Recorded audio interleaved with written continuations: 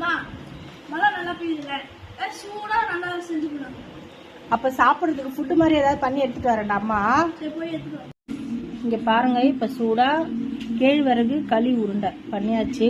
நான் பச்சரிசி சாதம் இல்லைன்னா நொய் அது போட்டு தான் நான் களி உருண்டை பண்ணுவேன். சில பேர் வெறும் மாவில் பண்ணுறாங்க. எனக்கு அந்த பச்சரிசி வேக வச்சுட்டு உப்பு போட்டு மாவு கலர்னோம்னா களி உருண்டை இந்த மாதிரி கிடைக்கும். நான் அந்த மாதிரி தான் பண்ணுவேன். இதுக்கு சைடிஷ் பாருங்கள், ஈரல் பாருங்கள், நல்லா தொக்கா அதுக்கு சைடிஷ் பண்ணி வச்சுருக்கேன். தக்காளி தொக்கு முட்டை போட்டு பண்ணி வச்சுருக்கு. உங்கள் தம்பிக்கு சூடாக எடுத்துகிட்டு போய் கொடுக்குறேன். சின்ன குழந்தைன்றதுனால சின்னதாக ஒரு உருண்டை பண்ணி வச்சுருக்கேன்.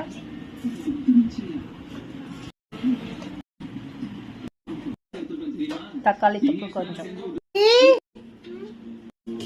சாப்பிட்டு பாருப்பா எப்படி இருக்குன்னு.